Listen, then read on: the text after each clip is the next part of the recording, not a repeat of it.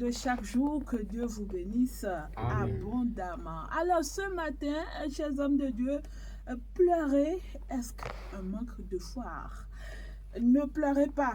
On nous a toujours dit, il est au ciel, il est auprès de Dieu, il est monté aux cieux. Ne pleure pas. Le dernier jour, il ressuscitera. Ne pleure pas.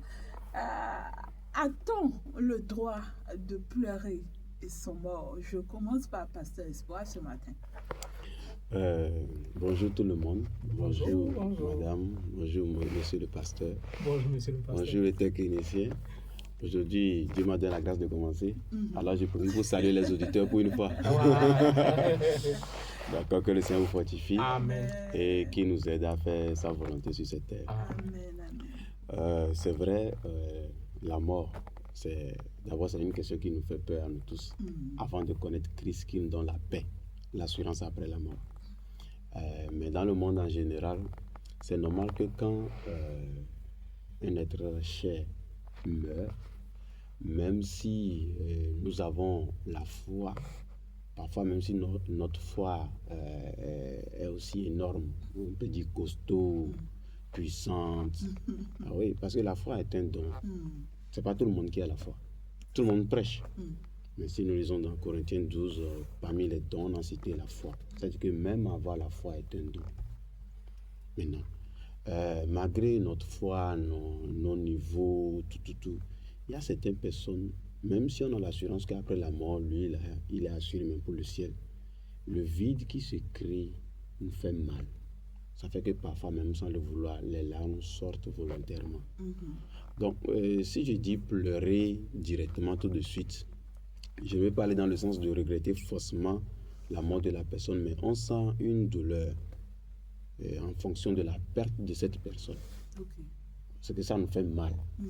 Si cette personne était là, il y a certaines personnes que j'ai perdues quand j'étais très jeune. C'était une personne très chère à moi. Mais la remarque que j'ai faite, que ça m'a donné une petite leçon, c'est que c'est vrai que même si on apprend que la personne est morte, on se souvient de tout ce temps de partage avec cette personne. On se souvient de comment il était avec nous, comment il souriait, et on se dit, bon, il n'est plus là. Donc c'est le manque là. Il va nous manquer, quoi. C'est ça qui parfois crée des émotions. D'autres personnes disent souvent que quand on va au funérailles, on pleure. On ne pleure pas en réalité pour la personne qui est morte. Mais on pleure pour nous-mêmes parce que notre jour aussi, on ne commence pas à réfléchir. Donc pour moi aussi, ce serait comme ça. Oui, même quand vous fêtez l'anniversaire, c'est comme ça qu'un jour on va fêter votre funérailles aussi. Donc parfois quand on va là-bas, on commence pas à réfléchir. Seigneur, comment serait pour moi? Et donc, ça c'est pour ceux qui en général ne savent pas ce qui les attend après la mort. Donc est-ce qu'on a le droit de pleurer? On ne peut pas priver quelqu'un de pleurer.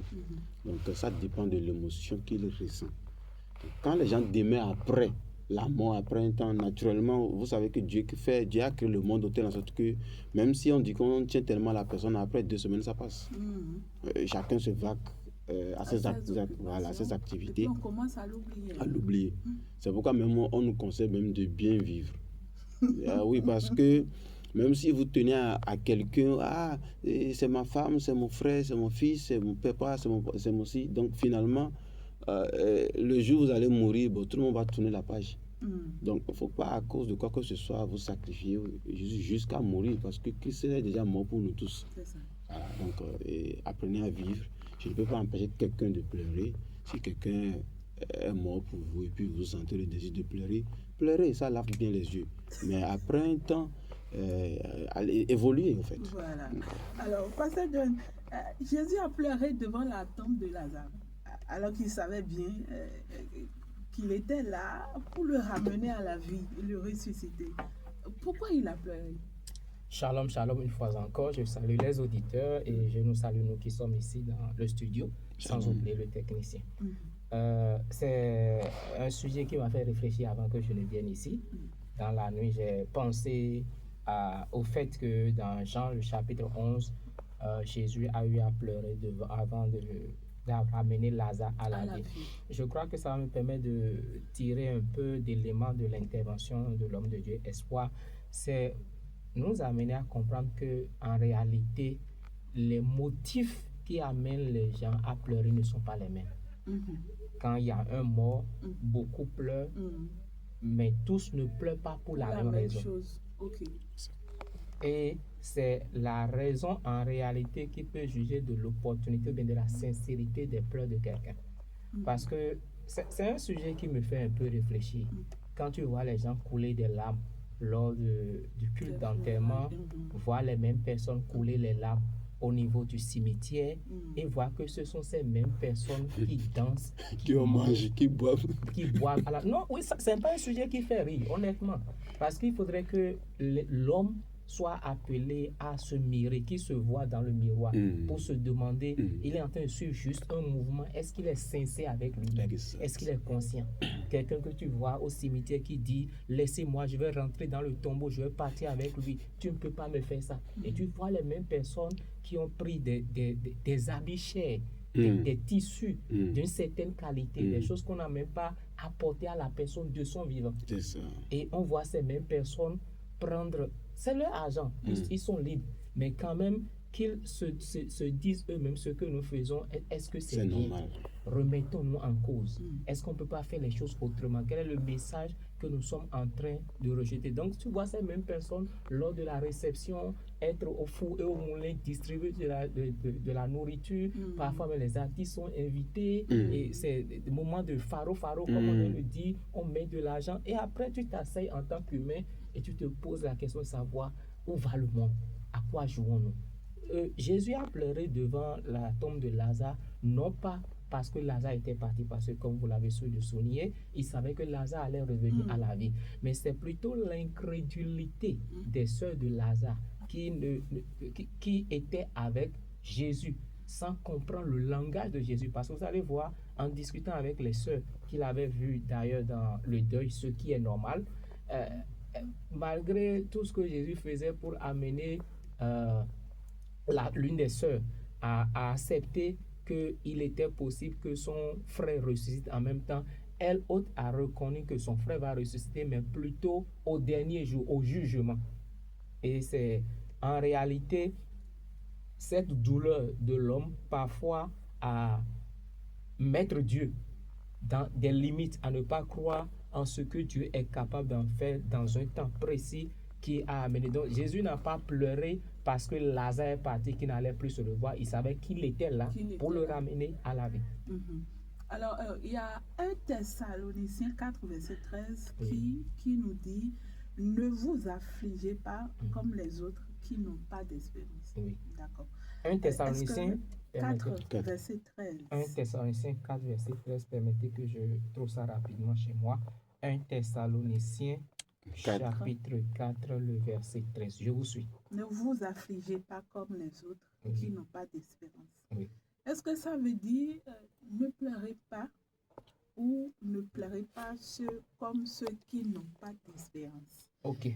La question va rester posée.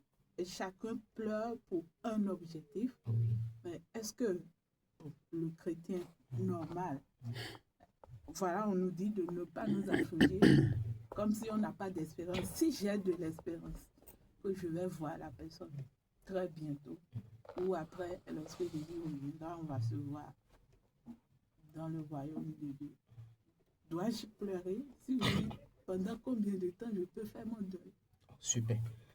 Pour répondre à la question, je bénis Dieu que ce texte soit pris du livre de Thessaloniciens dont nous reconnaissons l'apôtre Paul comme étant le rédacteur, étant celui par qui ce livre est dans une bénédiction pour le corps du Christ que nous sommes.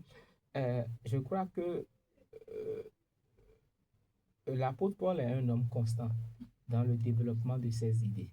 Et là où Dieu même sait que ça peut porter à confusion, il a permis que plusieurs textes puissent parler du même sujet pour que nous voyions la conduite à tenir pour éviter que quelqu'un tire le drap de son côté. Nous lisons dans Romains chapitre 12, le verset 15. Yes. Romains chapitre 12, le verset 15. Écoutez bien le même apôtre Paul qui dit « Réjouissez-vous avec ceux qui se réjouissent et il dit « Pleurez avec ceux qui pleurent ». Il a même mis pleurer là sous forme affirmatif ou bien même impératif. le verbe a été conjugué, il a dit pleurer. Donc, pleurer en lui-même n'est pas un péché.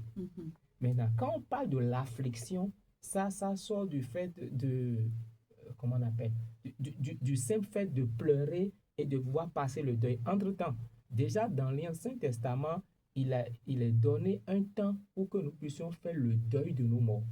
Donc, même Dieu, vous allez voir, quand Jacob était décédé dans toute l'Égypte, il y avait un deuil. Ça a été pareil pour certains patriarches qui sont passés. Donc, le deuil est normal. Maintenant, la foi et la science ne sont pas des ennemis.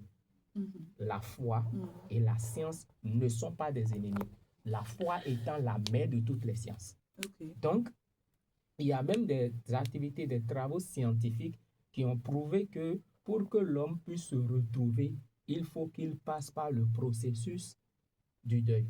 Donc, le fait d'empêcher les gens de faire le deuil, en réalité, rend les personnes malades et déclenche encore d'autres choses. C'est pourquoi il faut accompagner les gens. Et je bénis le Seigneur parce que de plus en plus, certaines personnes comprennent la nécessité qu'on puisse avoir aujourd'hui dans le corps du Christ des docteurs, des psychiatres, des psychologues, des sociologues qui aient compris comment associer la foi à cette discipline. Et nous en avons besoin. Parce qu'aujourd'hui, il y a certaines situations que nous traitons dans l'Église auxquelles nous attribuons une source spirituelle, mais qui n'ont rien de spirituel. L'âme a ses maladies, le corps a ses maladies et l'esprit a ses maladies. Quand nous voulons traiter une maladie du corps comme une maladie spirituelle, nous n'aurons jamais de résultat. Quand nous voulons traiter une maladie de l'âme comme si c'était une maladie de l'esprit, nous n'aurons jamais de résultat. C'est comme quelqu'un qui a des maux de ventre, mais qui prend des médicaments pour guérir les maux de tête. La personne a certes pris des médicaments, mais la personne ne sera pas guérie. Non pas que le médicament n'a pas été efficace, mais le médicament adéquat n'a pas été appliqué pour le traitement qu'il faut. Donc, du coup, le deuil est un processus qu'on doit permettre, qu'on doit apprendre et que les hommes de Dieu, ceux qui sont appelés à être des bergers, doivent apprendre à pouvoir accompagner les familles quand cela se doit. Ici, l'apôtre Paul a été clair, il dit de pleurer avec ceux qui pleurent, de se réjouir également avec ceux qui se réjouissent. Alors, Pasteur Spa, y a-t-il un deuil chrétien? Si est-ce qu'il y a la possibilité de faire une nuance? Un deuil chrétien et un deuil païen? Oui, il y a vraiment beaucoup de différences. Parce que chaque culture a sa manière de faire son deuil. Voilà. Parce que parfois on dit qu'il faut raser la tête, il faut être en noir, il faut t'enfermer seul. Il faut que ton mari qui est mort là, voilà, il va continuer de te visiter un peu pendant quelques semaines, voilà. Ce sont des réalités chez nous. Oui, et donc il y a des deuils dans les deuils. Et après on dit que non, il faut que tu ailles au village, on doit encore faire d'autres cérémonies pendant le deuil, pendant 2 mois, avant que tu ne te retrouves, voilà. Bon, maintenant. Est-ce que la Bible en parle? Pas trop. Pas trop selon notre culture, mais il en parle bien selon la culture biblique. Maintenant, là où j'aimerais bien attirer notre attention, quelle est l'œuvre que le Seigneur Jésus est venu réellement faire? Parce que votre Thessaloniciens 4 que vous venez de citer a donné une instruction. Ne vous affligez pas. Parce que le Seigneur, dans l'Ancien Testament, on a l'habitude de... on fait le deuil, tout ça, parce que... Pourquoi on fait le deuil? Lorsque même Adam était mort, le Seigneur a fait le deuil. C'est vrai que ce n'est pas bien détaillé dans la Bible, mais le Seigneur a pleuré. La manière dont il a pleuré pour Lazare, il a pleuré aussi, et il a regretté amèrement, mais seulement qu'il a promis à Adam que je viendrai te ressortir de là. D'où la promesse de la rédemption. Bon. Maintenant, qu'est-ce que le Seigneur Jésus-Christ est venu réellement faire? Parce que c'est ça qui nous donne la force. Même par exemple, même quand un chrétien est en pleine persécution, regardons comment les apôtres sont morts. On veut te décapiter, on veut te tuer, on veut te frapper, mais tu as une assurance au fond de toi. Nous avons une assurance après la mort. Je pense que mon grand doyen avait donné ce verset-là la fois passée. Que si c'est dans cette vie que nous espérons les bienfaits en Christ, que nous sommes les plus malheureux du monde. Mais si c'est après notre mort, nous espérons une résurrection, c'est déjà grand. D'où j'aimerais bien toujours ressortir quelque chose qui est venu dans mon cœur. C'est la chanson de « Moi j'ai décidé de suivre Jésus ». Moi j'ai décidé de suivre Jésus. Moi j'ai décidé de suivre Jésus. Toujours tout droit, sans reculer. D'où vient cette chanson? C'est une histoire qui fait vraiment pleurer. Un homme qui a reçu Christ, qui évangélisait dans sa commune. Et le roi l'a attrapé, lui, sa femme et ses enfants. On dit, renie Christ. Parce que tu es en train de conduire toute la communauté à revenir à Christ. Mais nous adorons nos puissances de ce pays et de ce village. Donc, on ne peut pas accepter ça. Donc, publiquement, devant tout le village, renie Jésus. Il a dit non. On dit, comme tu as refusé, on va tuer tes enfants. On a tué ces 2 enfants devant lui. On dit, bon, ok. Maintenant, renie Jésus. Il dit non. On dit, si tu ne renies pas Jésus, on va tuer ta femme. Il a dit à la femme, accroche-toi très bien. Il n'y a pas de souci. Le Seigneur est toujours avec nous. Il a encore chanté la même chanson. C'est ça qui est le deuxième couplet. On a tué sa femme devant lui. Et on dit, bon, maintenant, tu vois qu'on a tué ta femme, on a tué tes enfants. Renie Christ, sinon on te tue toi-même. Il dit, oh, il n'y a pas de souci. C'est là où, dans le troisième couplet, il a dit, la gloire devant moi, le monde derrière moi. C'est-à-dire que la gloire qu'il voit après la mort est devant lui. Le monde est derrière lui. Et il a accepté, on l'a tué. Ça a marqué le roi. Le roi dit, mais quelle foi, qu'est-ce que cette personne trouve en Jésus jusqu'au point où il s'est laissé. On a tué ses enfants, on l'a tué. Et lui-même, il a accepté mourir. Et une puissance du Saint-Esprit a frappé le roi. Le roi a redonné sa vie sur Jésus. C'est que sur place, a demandé, je veux vivre ce que cet homme vit aussi. Et lui aussi, il a reçu Christ. Bon, c'est la source de cette chanson, en fait, qui a traversé tout le temps. Maintenant, ça revient toujours à la même question. Qu'est-ce que Christ est venu réellement faire? Il est venu nous ouvrir les yeux sur l'éternité. Et Paul même dit dans sa parole que je suis pressé des 2 côtés. Je vais vite mourir pour aller de l'autre côté. Mais au moment, à cause de vous, je suis obligé de rester sur la terre. Et c'est pourquoi le but de l'Église, c'est de construire la foi des gens, avoir une relation avec le Saint-Esprit, au point où chaque chrétien connaît l'éternité. Si les chrétiens connaissent l'éternité, ils ne sont plus attachés aux choses de cette terre. Ils savent très bien que après la mort, je sais là où je vais. Ils savent très bien. Et on dit l'Esprit de Dieu témoigne à notre esprit que nous sommes enfants de Dieu. Et il y a des gens, même avant de mourir, si nous lisons bien dans la Bible, si vous êtes en communion avec le Seigneur vrai, il t'avertit. Il a averti Jacob, il a averti les Joseph. Et ils appellent leurs enfants, Abraham. Et ils savent que bon, je vais mourir bientôt. Mais préparez-vous, il les conseille, il les donne, il prie, il bénit pour eux, il les bénit. Et ils savent là où ils vont.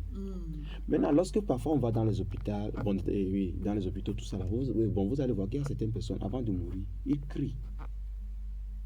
Parce que quelques secondes après notre mort, c'est-à-dire qu'il y a un voile là qui tombe de nos yeux, on commence pas à voir l'au-delà.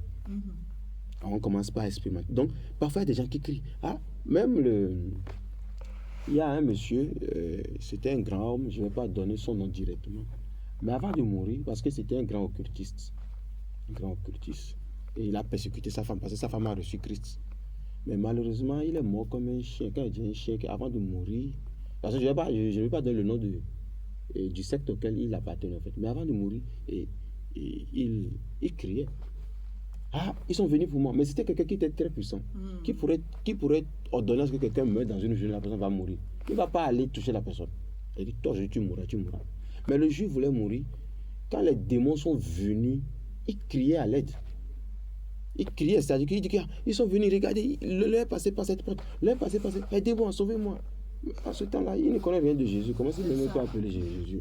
Voilà. Donc, ce sont ces choses qui nous donnent le courage de rester en Christ. Parce que ceux qui sont en Christ, avant de mourir, même Thomas Edison, celui qui a créé notre lampe là, avant de mourir sur son lit, il disait au docteur que voilà, de l'autre côté, tout est beau. Parce qu'il y a des choses qu'il voit. Donc, si si Dieu nous donne la grâce de voir l'éternité en avance, on est pressé d'y aller. Même si aujourd'hui, Dieu vous donne la grâce juste de voir un peu la forêt avant la ville du ciel. Vous voyez que quand... Oui, non, je précise parce que quand on parle de la forêt avant la ville de Cotonou, personne ne va espérer habiter là. C'est ça. Mais quand on vous montre la forêt qui se trouve avant la ville du ciel et la porte du ciel, vous aurez envie de mourir tout de suite. Vous n'aurez même pas envie de vivre et de rester sur la terre. Donc, ce qui fait que lorsque on augmente, ou bien on nous enseigne ces choses dans l'église, au point où Dieu même nous fait expérimenter ça un tout petit peu, on n'a plus peur de la mort. On a envie de servir Dieu et au point où que Dieu même n'a qu'à être très pressé de venir nous prendre. Nous-mêmes, on a cette ambition-là. Donc, celui qui connaît ça, et qui sait que son frère qui est à côté. Moi, par exemple, avec ma maman, on a souvent ce genre de conflit. Quand quelqu'un met dans la famille, il m'appelle et puis elle me forme. Tu sais, tel oncle ou telle personne est morte. Je dis, est-ce que la personne a reçu Christ? Elle me demande, va lui demander. Ouais, elle dit, va lui demander. Mais pourquoi moi je demande ça? Parce qu'après la mort, je ne peux rien faire pour la personne.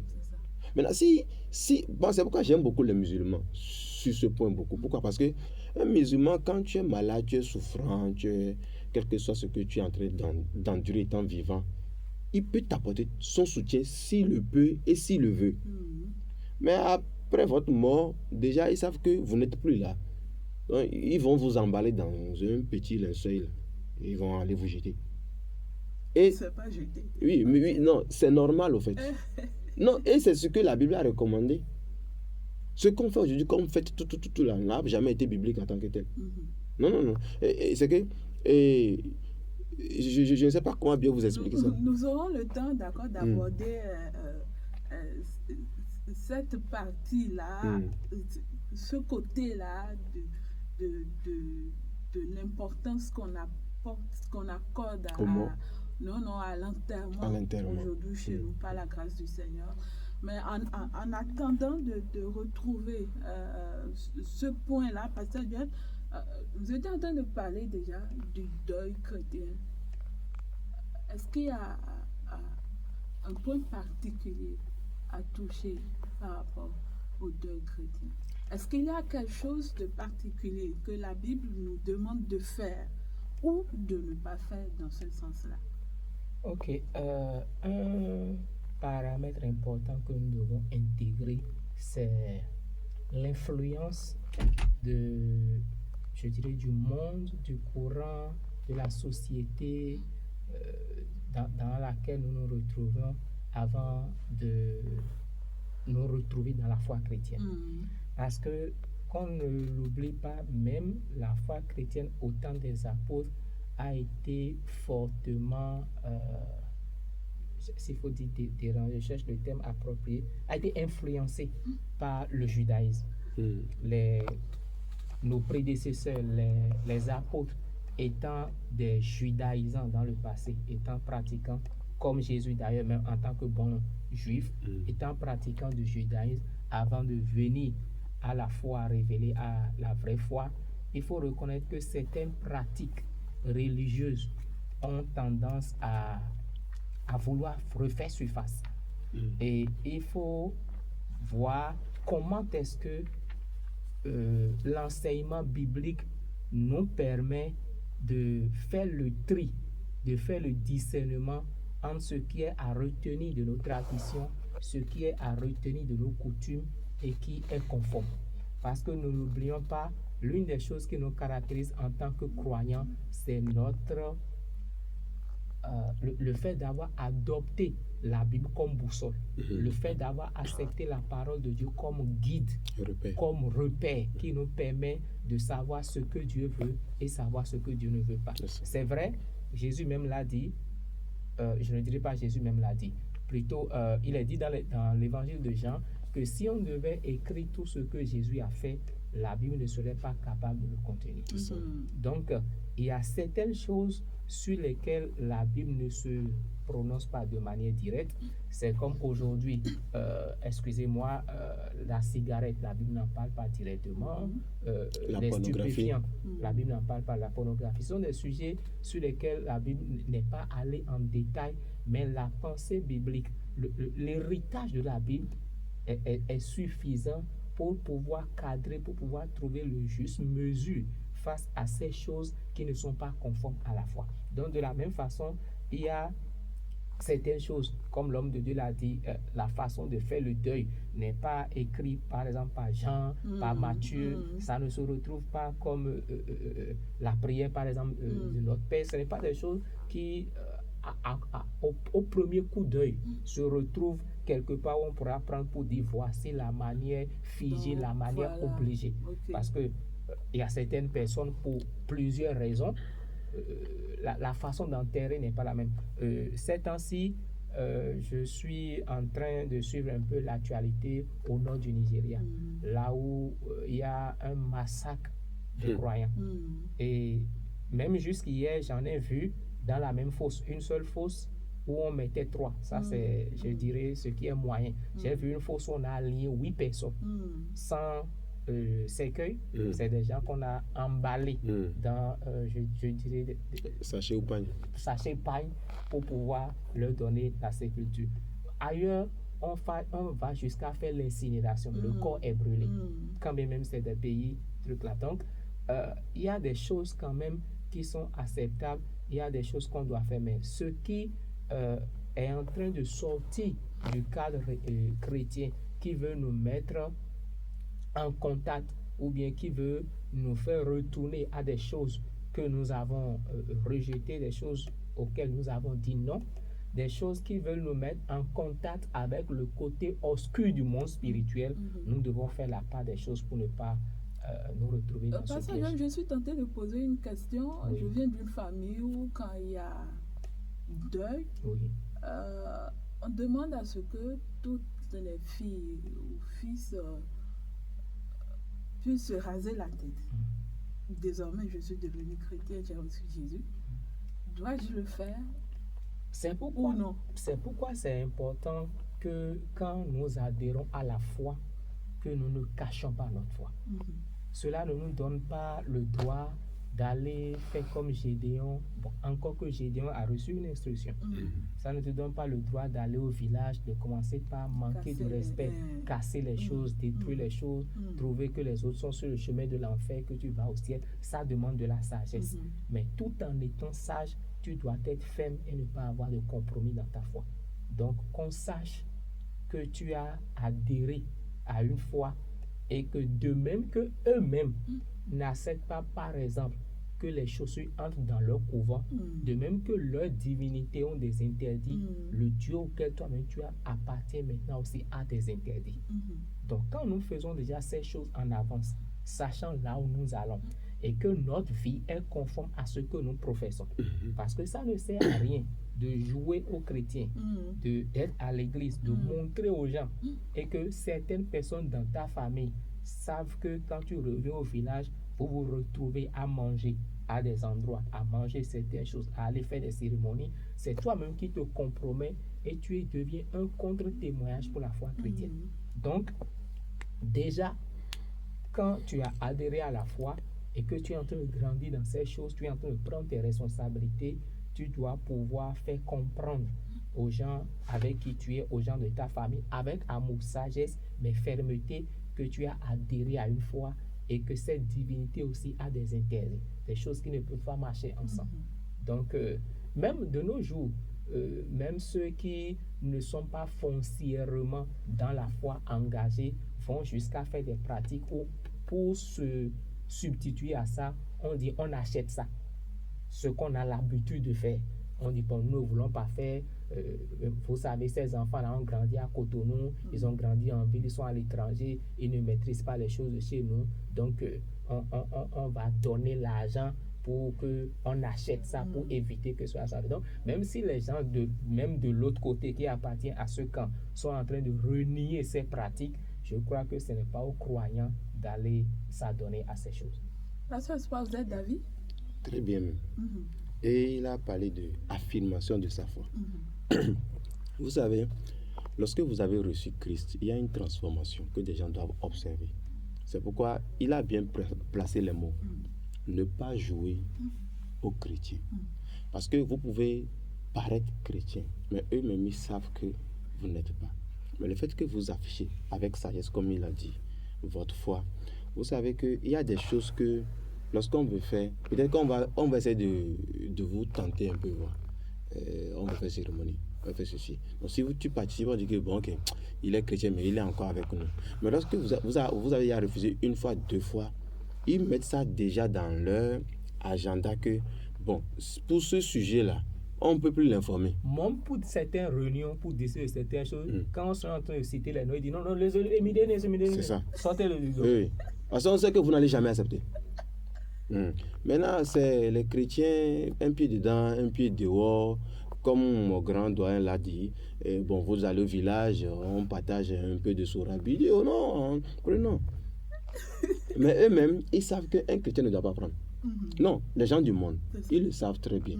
S'ils boivent et vous causez avec eux, ah, toi là, tu es un chrétien, non? Ils se disent ça. Donc, ils savent qu'il y a certaines choses que toi, chrétien, tu ne peux pas venir faire au milieu d'eux. Mais lorsque tu fais déjà un peu, on te tente une fois, 2 fois, ils savent que. Parce que chaque épreuve qu'ils vous soumettent là, même si eux-mêmes ne le savent pas, après ils s'en rendent compte, ils vous analysent au fait que, comme il a accepté ceci, non, le frère là, il n'est pas arrêté, il connaît un peu la parole, c'est fini. Donc c'est un peu ça. Voilà. Peut-on pleurer son mort? Nous en avons parlé et nous allons évoluer et cette fois-ci parler de peut-on prier son mort? Alors, prier son mort est-il biblique? Et je pose la question à Pasteur John. Ok. Merci. Avant de rebondir sur la question, j'aimerais quand même nous laisser 2 versets par rapport à peut-on pleurer son mort. Nous sommes dans le livre de Actes des Apôtres. Les 2 exemples seront pris dans les chapitres qui se suivent. Acte 8, le verset 2.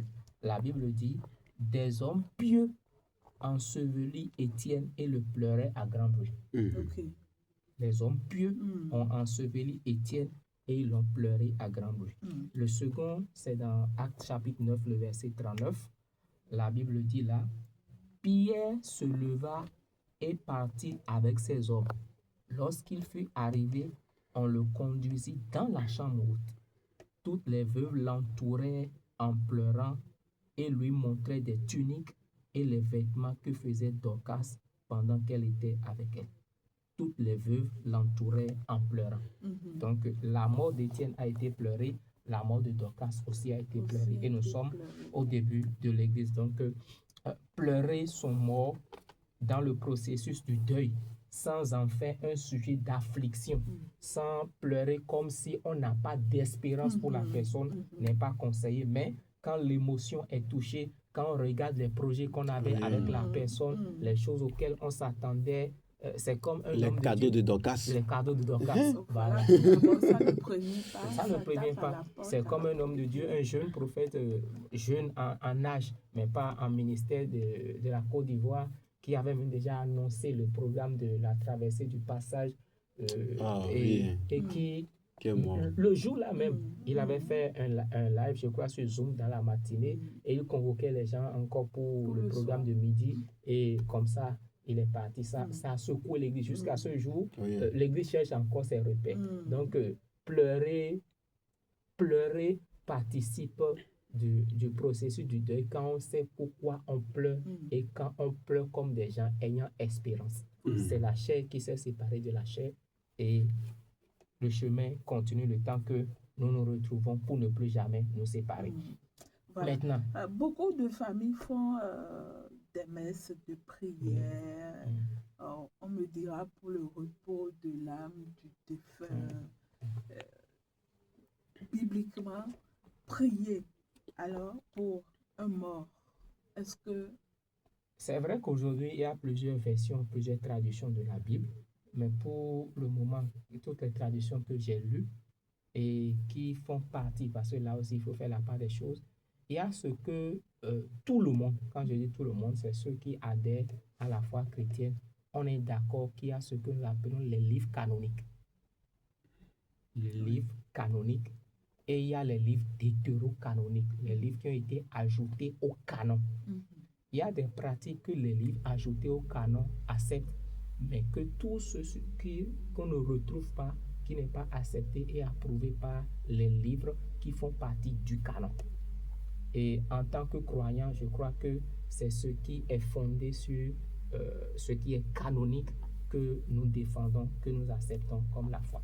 Quand nous restons dans ce cadre où nous trouvons pour les chrétiens les 66 livres, les 27 du Nouveau Testament et les 39 de l'Ancien Testament, nous ne voyons pas de pratique où un homme, une femme, une communauté, une famille est en train de faire des activités après la mort dans l'intention que ça puisse profiter à celui qui est déjà mort. C'est vrai que dans le texte, si je ne me trompe, de Hébreu, il est question du baptême pour les morts. Ça, c'est une doctrine qu'il faut remettre dans son contexte, étudier pour ne pas faire une mauvaise interprétation des textes. Donc, pour en revenir au sujet, prier son mort et comme aussi prier pour son mort. Parce qu'il y a deux choses là. Certains croient que le mort a atteint un niveau où il serait capable de devenir un médiateur pour nous auprès de Dieu, ou bien encore que lui-même, la personne qui est décédée, soit capable d'exaucer la prière. Je crois que ça va foncièrement contre les principes, les piliers sur lesquels se repose la foi chrétienne, qui dit que nous n'avons d'autres médiateurs entre Dieu et les hommes que Jésus, et que les prières sont adressées au Père par l'intermédiaire de Jésus, par le Saint-Esprit. Donc du coup, la capacité de pouvoir exaucer une prière n'est pas donnée même à un ange. Même un ange ne peut pas exaucer une prière. À plus forte raison, un homme qui a quitté son enveloppe et qui a rejoint les esprits. Et maintenant, prier pour le mort. En réalité, ce qu'il faut se demander, c'est pourquoi voulons-nous prier pour un mort? Et là, je prends un élément dans ce qui est dit, pour le repos de son âme. Et c'est là qu'il faut revenir à l'enseignement biblique. Que dit la Bible sur le sujet? Parce que vous voyez certaines personnes qui font de petits calculs, des acrobaties humaines, des choses qui sont humainement logiques, mais qui ne trouvent aucun appui et aucune bénédiction de la Bible. Cela ne suffit pas que ça soit humainement logique, et ce n'est pas parce que c'est pratiqué par le grand nombre que c'est la vérité. C'est ça. Beaucoup peuvent se tromper là où un minimum, un peu, est dans la vérité.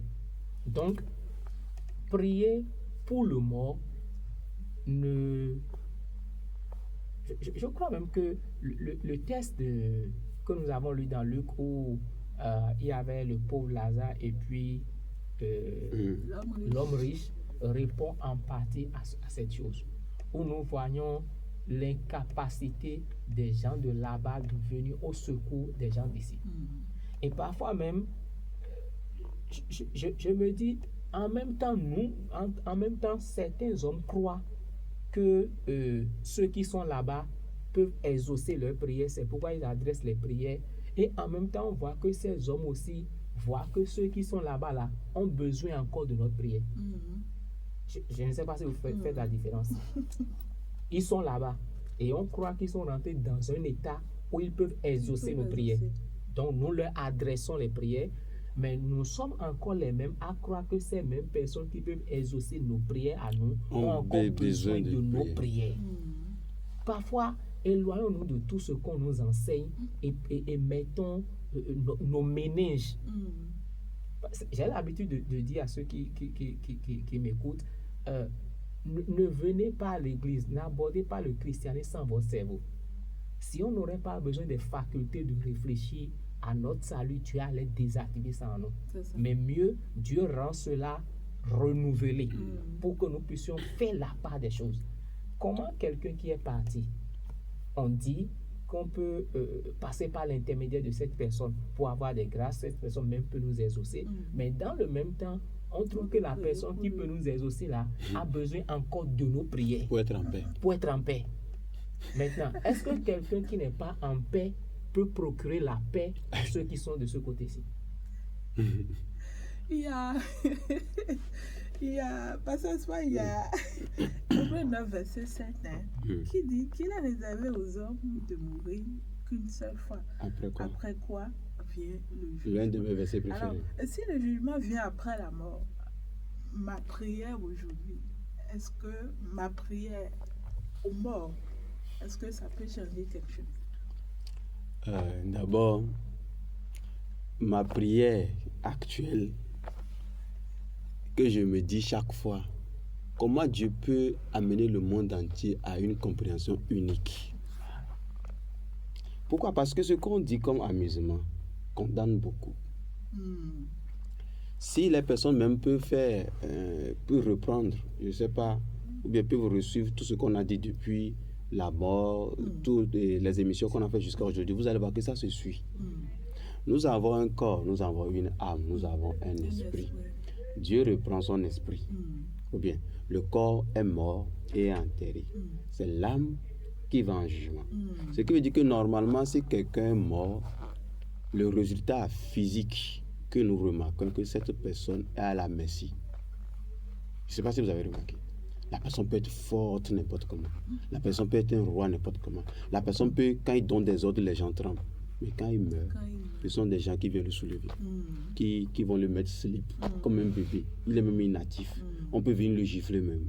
Même la voiture qu'il a et qu'il dit que hey, ne touchez pas, ne touchez pas. Les enfants viennent même pour s'asseoir. Papa vient encore nous taper. Il ne peut rien faire. Déjà, c'est déjà une leçon. Que déjà après la mort, là, la personne n'a plus rien. Il y a des gens que, quand on les a tués après, les gens disent ah, il va se venger, il va se venger. Tchou. Ou bien j'ai menti. Parfois même des gens, quand ils meurent, les gens prennent pour des couteaux pour aller mettre dans son cercueil. Ah, il va tuer celui qui l'a tué. C'est vrai. Nous avons nos trucs dans chaque famille. Mais finalement, on se rend compte que les morts même ne se vengent pas. Finalement. Maintenant, lorsque quelqu'un meurt, qu'est-ce qui se passe? L'âme va où? En jugement, comme vous venez de dire. Maintenant, ceux qui n'ont pas encore connu ça, et ils prient aux morts. Mon pasteur vient de parler des livres canoniques. Et ce qui a amené l'histoire de prier aux morts, et spécialement peut-être parce que c'est purgatoire qui donne une motivation de prier aux gens qui sont de l'au-delà pour que Dieu puisse les faire sortir de là pour aller en paix. Bon, d'abord j'ai une question. Et le pasteur a dit beaucoup de choses que mon cœur me met déjà en joie. Vous savez, supposons que je dis que Jésus n'est pas Dieu. Bon, que vous dites que Jésus n'est pas Dieu ou pas, et que moi je dis que Jésus n'est pas Dieu, ça ne va rien changer à la divinité de Dieu.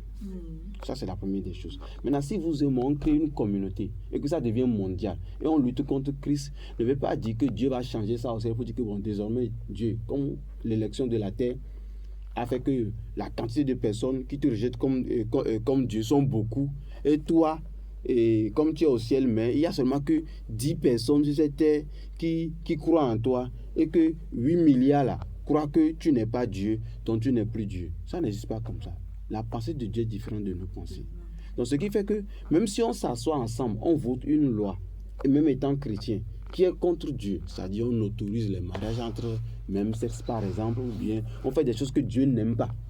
Ou bien on dit que non, aujourd'hui les hommes peuvent coucher avec les animaux, que Dieu a dit comme abomination, mais on dit que mais on est chrétien, Jésus on croit en toi, ne va pas changer les standards de Dieu. Ce qui fait que comme Dieu lui-même a donné des lois, ces lois-là sont comme ça. Il a dit dans Deutéronome, d'accord, et 18, verset 10, il dit qu'on ne trouve chez toi personne qui fasse passer son fils par le feu, sa fille par le feu, personne qui exerce le métier de devin. Le métier de devin, c'est quelqu'un qui se donne déjà la capacité de se communiquer aux esprits d'abord, et après maintenant de dire que je me connecte bien, je communique avec l'esprit de tes ancêtres. Ton père, ta mère, tes grands-papas qui sont morts, les grands-pères ont dit, voilà, il dit, Dieu lui-même nous dit dans sa parole que on ne doit pas voir au milieu de toi, au milieu de ton peuple, si tu vraiment tu sais que tu adores Dieu, on ne va voir personne qui exerce le métier de devin. Il a continué, d'astrologue, d'augure, ça, le pasteur il va m'aider, de magicien. Et le verset 11, d'enchanteur. On dit, C'est-à-dire et ceux qui font ça, bien comment dire, voilà, incantation, Voilà. invoquer des esprits, voilà.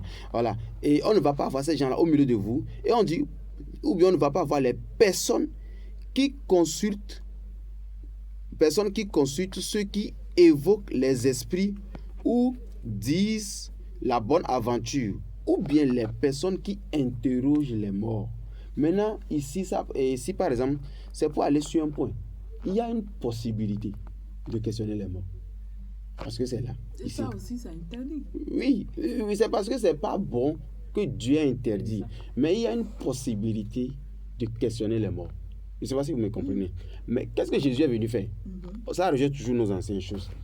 Avant la venue de Jésus, le séjour des morts, était on peut dire dans le sous-sol, on peut dire, parce que quand les gens meurent, leur âme descend.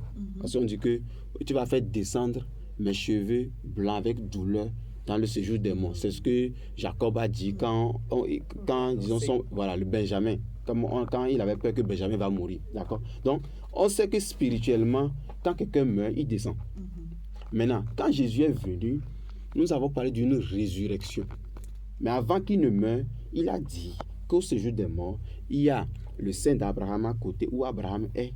Et il y a le pauvre Lazare qui était avec Abraham. Et puis il y a le riche qui est dans un tourment. Mais pourtant là-bas, il y a une séparation au milieu d'eux. C'est-à-dire, les gens ne peuvent pas quitter le sein d'Abraham et aller chez le riche. Personne ne peut quitter chez le riche et aller chez le pauvre Lazare.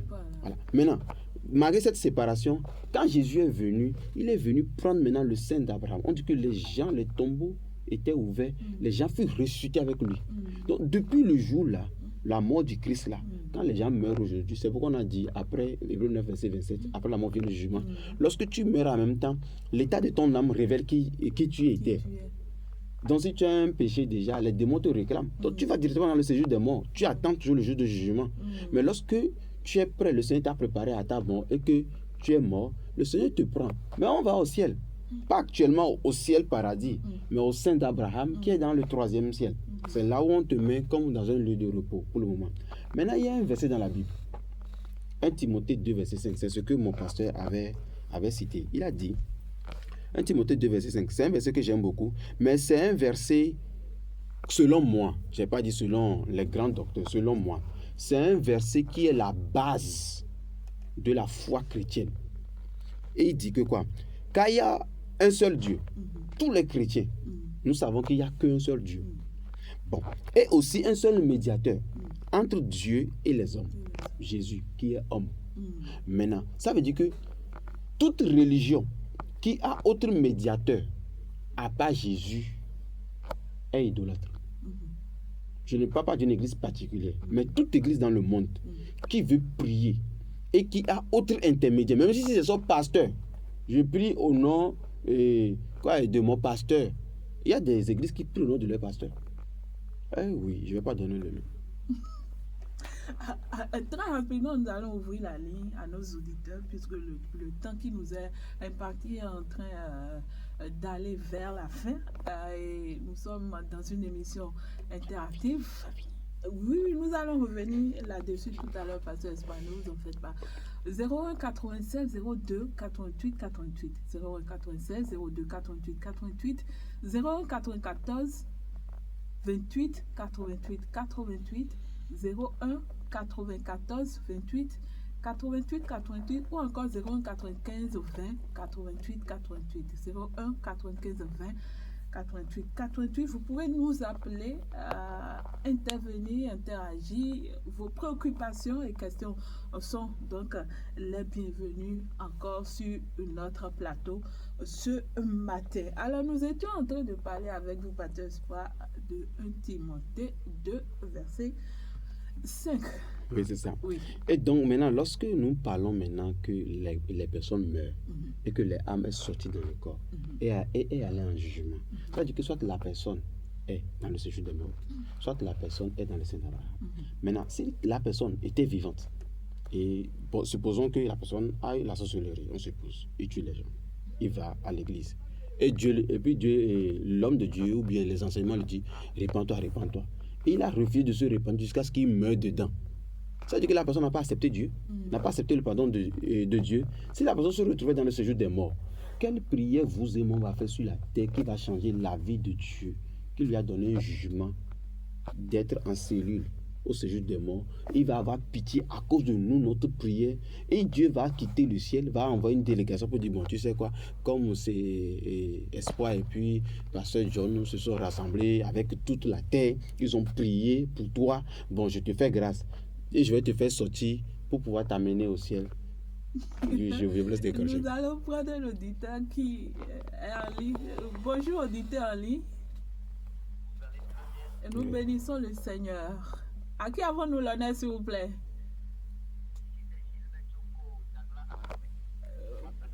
Voilà. Monsieur Gilbert. Oui, votre préoccupation ce matin.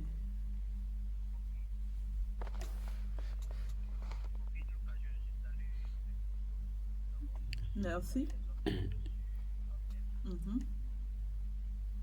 Oui, nous vous écoutons.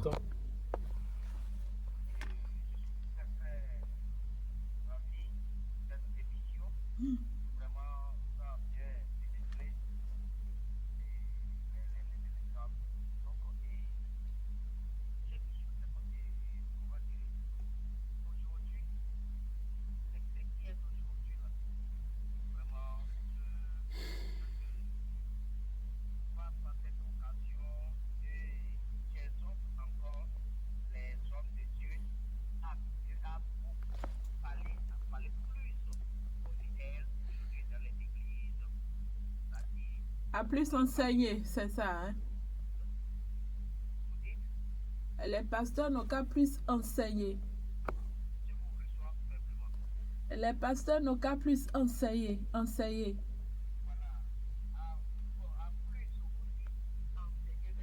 Voilà. Ok.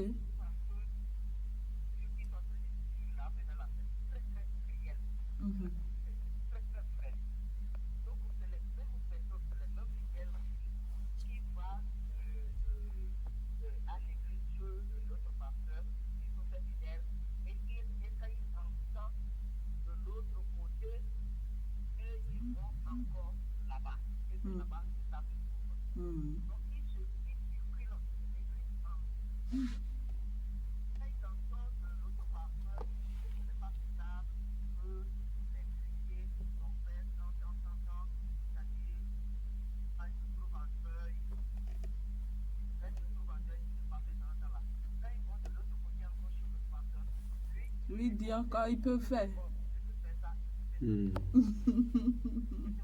Là, il y aura une confusion, hein?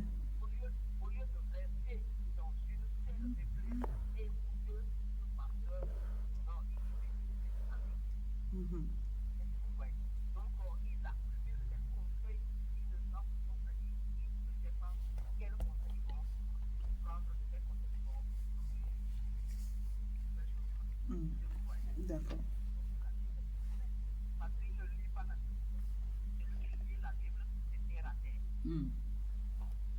Merci. Oui. Merci beaucoup. Merci pour votre rapport, Monsieur Gilbert. Merci beaucoup. Soyez bénis. Un autre auditeur en ligne, Augustin. Voilà. Nous revenons au studio. Pasteur John. Oui. Nous revenons en studio, d'accord? Bon, entre-temps, est-ce que Pasteur Espoir avait filmé? Oui, je n'ai pas bien filmé. Je veux aussi écouter mon doigt. Parce que j'aime aussi l'écouter. Mais si vous voulez, je peux continuer. Mais j'aimerais aussi l'écouter un peu. Allons-y alors, Pasteur John. Pour ajouter à ce que l'homme de Dieu Espoir était en train de dire, en réalité, Dieu a créé l'homme un être libre. Et il dit, je mets devant toi le chemin de la vie.